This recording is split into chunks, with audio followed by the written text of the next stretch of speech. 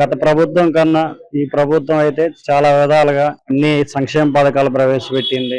మెరుగైన రోడ్లు ఉన్నాయి.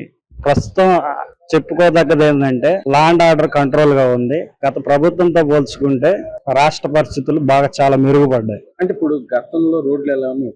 గతంలో చూసుకుంటే నేను ఆటో ట్రాన్స్పోర్ట్ డ్రైవర్ నాన్న.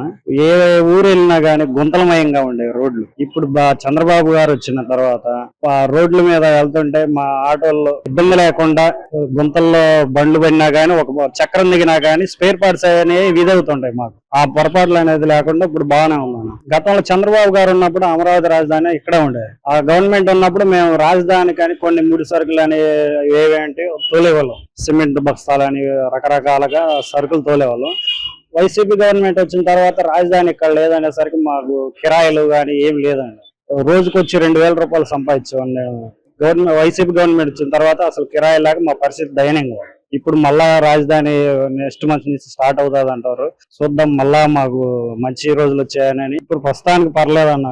రోడ్లు బాగుండడం వల్ల మాకు అదనపు భారం అనేది పడట్లా. స్పేర్ పార్ట్స్ అంటే ఈ గవర్నమెంట్ వచ్చిన పథకాలు పెన్షన్ విధానం పెంచడంపై మీకు ఎలా అనిపిస్తుంది? పెన్షన్ అన్న అంతకు ముందు వైసీపీ గవర్నమెంట్ లో జగన్ గారు 3,000 చేస్తానని అంచెలంచెలుగా 250 పెంచారు. చంద్రబాబు గారు ఒకటే మాట ఇచ్చారు, వృద్ధాప్య పెన్షన్ ఒకేసారి 4,000 చేస్తానన్నారు. అది ఒకేసారి 4,000 చేసి చూపించిన సీఎం ఎవరైనా ఉన్నారంటే ఒక చంద్రబాబు గారే. అంటే ఇప్పుడు అన్నం క్యాంటీన్లు పెట్టారు, 5 రూపాయలు అన్నం క్యాంటీన్లు, 5 రూపాయలకి అన్నం క్యాంటీన్ కట్టడం మీకు ఎలా అనిపిస్తుంది? 5 రూపాయలు అన్న క్యాంటీన్ అనేది మంచి పథకం అన్న. సపోజ్ నేనే ఉన్నా, మా ఇంట్లో ఈ రోజు ఉదయం టిఫిన్ చేస్తారు, సమయానికి క్యారేజ్ కట్టుకొని వెళ్ళలేకపోతా డ్యూటీకి, వేరే ఊరు వెళ్తా. అక్కడ అన్లోడ్ బండి సరుకు అన్లోడ్ చేసిన తర్వాత పక్కన అన్న క్యాంటీన్ ఉంటుంది. ఒకవేళ లేకపోయినా 5 రూపాయలు భోజనం ఉంది కదా అని అన్న క్యాంటీన్ వెతుక్కొని వెళ్ళి అక్కడ పోయి భోజనం చేస్తాం. 5 రూపాయలకి ఈ రోజుల్లో భోజనం బయట చేయాలంటే మినిమం 100 రూపాయలు 110 రూపాయలు లేని భోజనం పెట్టాలి. 5 రూపాయలకి మంచి రుచికరమైన భోజనం అందిస్తున్నారు అన్న క్యాంటీన్లు. ఇలా ఈ పథకం జీవితాంతం కొనసాగాలని నేను కోరుకుంటున్నాను. ఎలా ఉంది? చాలా బాగుందండి. గత గవర్నమెంట్ కంటే ఈ గవర్నమెంటే చాలా బాగుంది. గత పరిపాలనకి ఇప్పటికి డిఫరెన్స్ ఏమైనా ఉందా? గత పరిపాలన ఏముంది, రోడ్లన్నీ గుంతలు ఉండేవి, రోడ్లు సవ్యంగా ఉండేవి కాదు, ఏమైనా మాట్లాడాలన్నా భయం వేసేది.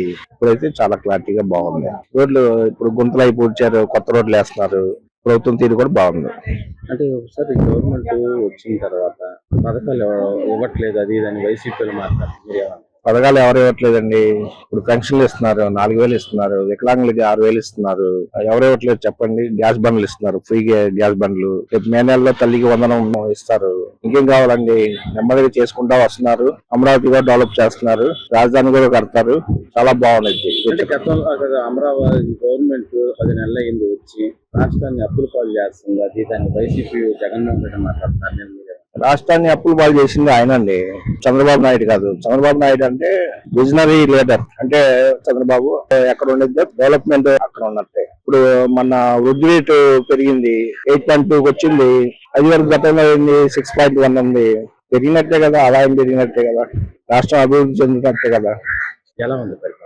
చాలా బాగుందండి. జనాల స్పందన కూడా చాలా బాగుంది. అందరికి కూడా లోకేష్ గారు రావడం మాకు చాలా, ఈ ఏరియాకి వచ్చేప్పటికి గవర్నమెంట్ వచ్చేటప్పటికి చంద్రబాబు గారు ఆయన మీద నమ్మకంతో ప్రజలు కూడా ఆయన నమ్మి ఓటేశారు. దానికి తగ్గట్టుగానే పరిపాలన అయితే బాగుంది. ఈ గవర్నమెంట్ వచ్చి 10 నెలలు దాటి గవర్నమెంట్ రాష్ట్రాన్ని అప్పులు పాలు చేస్తుందని వైసీపీలో సార్ ఆల్రెడీ నాశనం చేసేసారు కదా సార్ వైసీపీ వాళ్ళు. ఇంకా ఆయన గాడి పెట్టి ఇప్పుడు పింఛన్ 3,000 చేస్తారని చెప్పి 5 సంవత్సరాలు చేసుకున్నారు. గెలిచిన వెంటనే మళ్ళీ 2 నెలలు కూడా బిఫోర్ మాకు కల్పించారు కదా సార్. ఒకటి రోడ్లు గొంతు కూడా పోర్చలేదు సార్ ఇప్పటి వరకు. అలాంటిది రోడ్లు ఇంత బాగున్నాయి, ఎంత బాగుందంటే ఆయన వాళ్ళే కదా సార్, టీడీపీ. అంటే ఇప్పుడు ఇచ్చిన హామీలు ఇంకా అమలు చేయలేదు అది ఇదని మాట్లాడారు సార్. వాళ్ళు గెలిచిన తర్వాత కూడా దగ్గర 9 నెలలు పెట్టి ఏ పార్టీ చేయలేదు సార్. తర్వాత ఒకటి చేసుకుంటూ వచ్చారు. వాళ్ళు చేసింది ఏంటంటే మొత్తం అప్పే కదా సార్. అప్పు చేసి జనాల దగ్గర వృద్ధి చేశారు. ఇప్పుడు ఈయన డెవలప్మెంట్ చేస్తూనే, ఈయన ఫస్ట్ నుంచి మన హామీ ఇచ్చినట్టే డెవలప్ చేస్తూనే మేము ప్రజలకు సంక్షేమ పథకాలు అందిస్తామని అంటున్నారు కదా. అమరావతి ఈ రోజు వర్క్ జరగటంపై మీకు ఎలా అనిపిస్తుంది? చాలా బాగుంది సార్. పూర్తి నమ్మకం ఉంది సార్. మన అమరావతి రాజధాని అనేది కన్ఫామ్ గా, ఇంతకు ముందు 3 ముక్కలు ఆడాడు ఆయన. ఇది ఇప్పుడు ఆయన కాదు, చక్కగా మన రాజధాని అమరావతి అనేది.